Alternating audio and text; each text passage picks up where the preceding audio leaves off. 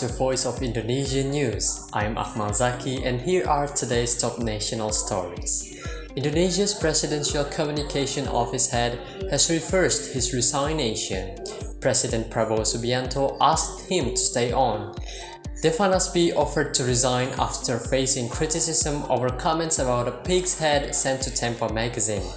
Today he returns to his role. We go live now to our on-scene reporter in Jakarta.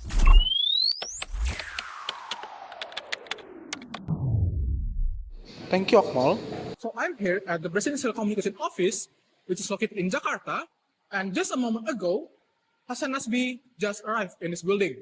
He carried a small folder and he greets the staff the way he is in.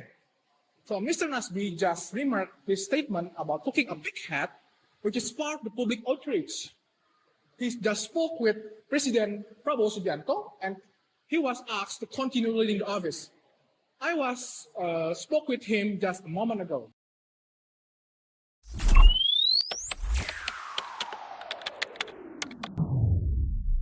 Thank you for speaking with us, Mr. Nasbi. Here I want to ask you a question. Why did you decide to stay on after you offering your resignation? Oh, sure. The president asked me to still remain, and he values continuity in our communication work, and I accept his decision. And I will focus on improving our values in communication with public. So your comment about pig's head caused a controversy. How did you manage or how did you address that to moving forward? Truly, I regret that remark. I understand its impact, and we will reveal our protocol to the media. All right. I just want to ask you one more question. So, what is your first step back to the office or in the office? Oh, in this afternoon we will hold a meeting.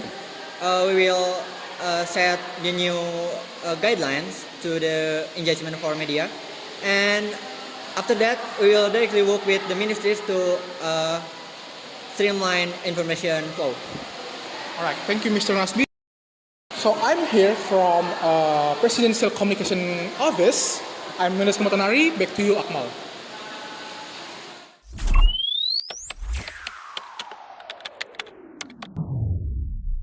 Thank you, Wendy. Mr. Nasbi is back at work with a promise to refine government communications. We'll follow developments closely.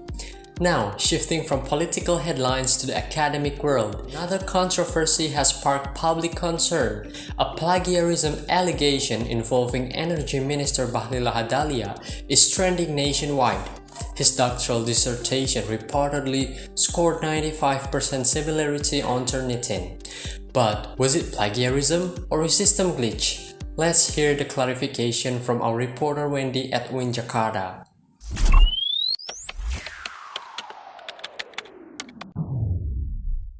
Thank you, Akmal. So here I'm at UIN Jakarta, where the ministries defend his dissertation. Today I spoke with a university professor who says that high score in Turnitin was misunderstood. Earlier, I asked Professor Maila Rahim about the originality similarity report.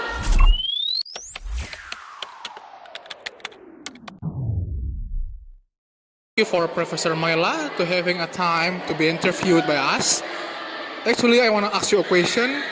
What was the initial similarity score when the dissertation was firstly checked? It was only 13%. It's still under our limit. The confusion came after we uploaded the same file again. Turnitin matched it with the version, with the same version of the system, and it was give a score 100%. So you are saying that the dissertation is not copying from someone else? That's right. It's matched with itself and not with the another writer's book. All right. Thank you for Professor Naila.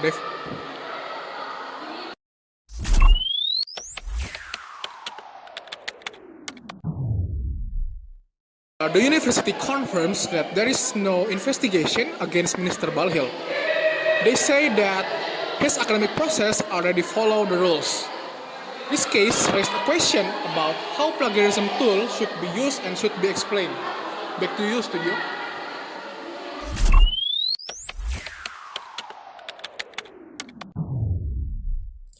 Thank you, Wendy. This case shows that technology alone cannot judge academic integrity. Experts say universities must combine software with human review. Now, let's turn to a story from West Java, where former Regent Wendy Mulyadi sent troubled teenagers to military barracks in the hope of turning their lives around. For the full story, we visit our reporter Devani in Purwakarta.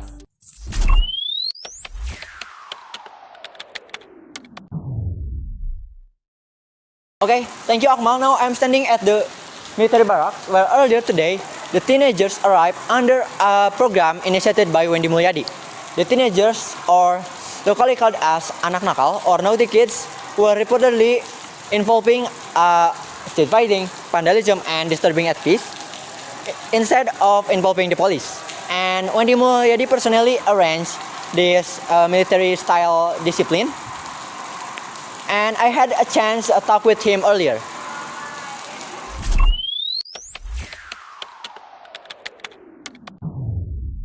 Yeah, actually, we don't want to punish them. We want to guide them. We are doing this with the permission of their parents. The environment of military barracks will help them to learn about respect, teamwork, and also discipline. We are hope when they are out of this barrack, they are be more stronger in their responsibility and respect to the others. Thank you.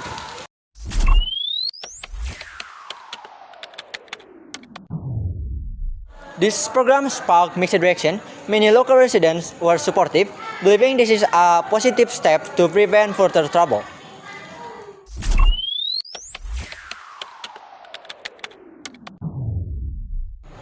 Yeah, I think it's a good idea, especially if we leave those kids alone. I think the condition might be worse. But in that way, they have the change to change, feel me? And I think that's all.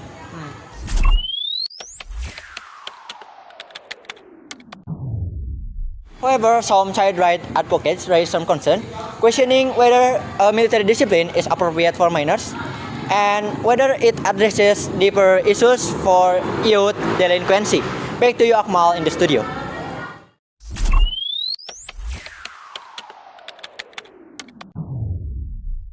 Thank you, Devani, for the detailed report. This story sparked a national debate and will continue to follow the story over the next few days. Stay tuned for updates and let us know your thoughts on this issue through our social media channels. Thank you for joining us on Voice of Indonesia News, bringing you the top national stories and updates from across Indonesia. See you next time. Goodbye.